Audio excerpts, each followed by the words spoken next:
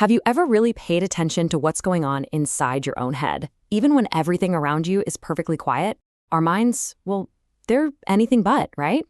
It's just this constant chatterbox of thoughts, to-do lists, and worries.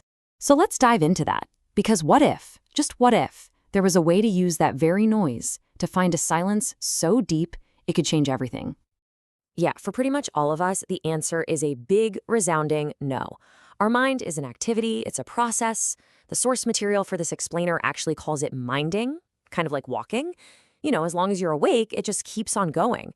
It's this relentless internal monologue that pretty much defines our day-to-day experience. So what do we usually do? We try to fight it, right? We try to suppress the noise, to force our thoughts to just shut up for a second. But what if that whole strategy is completely backward? The ancient wisdom of Tantra has this really radical idea. Don't fight the noise. Don't try to silence your thoughts. Instead, you welcome them. You use their very energy as a doorway to get to an incredible stillness. Okay, so to really get how this works, we first need to understand what the Vigyan Bhairav Tantra actually is. And here's the thing. It's not some dusty old philosophy you're supposed to believe in. It doesn't waste time debating what reality is. It's a straight-up collection of practical techniques. It's a science of experience that is 100% focused on how you can know reality for yourself. This quote just hits the nail on the head. For Tantra, intellectual answers are just stories. They're just concepts. You could read 1,000 books about silence, but you won't actually know silence. The only way is to do it, to experience it directly. And that's exactly what the Vigyan Bhairav Tantra gives us, the how. It's a user's manual for your own consciousness. All right, so how does this actually work in practice? Well, one of the most powerful methods in all of Tantra uses this really fundamental principle, the totally inseparable relationship between sound and silence. Now, we tend to think of them as opposites, right? Like light and dark. But Tantra sees it completely differently. So get this. According to Tantra, sound can only exist because of silence. Think of silence as the giant infinite canvas that sound is painted on. Every single word, every noise you hear has this deep background of soundlessness just behind it. They aren't fighting each other, they're two sides of the very same coin. And that connection right there is our secret weapon. It means we can use one to get to the other. We can literally take a sound, a single word, and use it like a vehicle, like a bridge, to cross over into that vast, profound stillness that's always there, just waiting for us on the other side. So this brings us to a very specific, very powerful technique.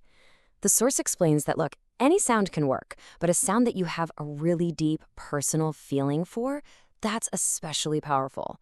And a sound like Om is pretty much perfect, because for millions of people, it's packed with centuries of tradition and deep cultural conditioning. It's got a built-in resonance.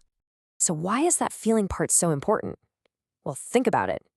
A sound that's just a thought, it stays up in your head, right? It's just mental.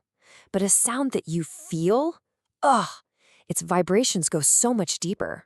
They connect the mind to the heart. It turns a simple repetition into a real passage, letting you move from the world of thinking into the world of pure feeling and presence. Okay, so here's how you actually do it. The method is beautifully simple, just 3 stages. First, you start by chanting the sound out loud, audibly, so you can really hear it and feel its vibration.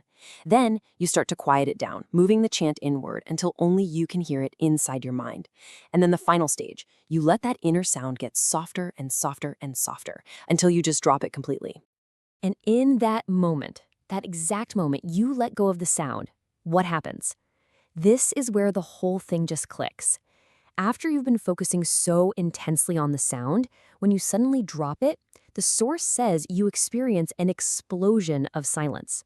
It's not a gradual fade, it's a sudden, beautiful shock. This explosion of silence is what's known as the state of no mind. Now, don't let the name fool you. It's not about being unconscious or blank. It's the total opposite. It's a state where the activity of thinking stops, but your pure consciousness, your awareness, remains. Think of it this way. If you stop walking, the act of walking is gone, but you are still there. It's the same with the mind. When the minding stops, you remain totally centered, totally aware, and completely present. And this is the destination. But it's not an empty, dead silence. It's a living, vibrant stillness that's buzzing with energy. It was always there, just hidden behind all the noise. The sound of Om, well, that was just the boat you used to cross the river. Once you're on the other shore, you can leave the boat behind.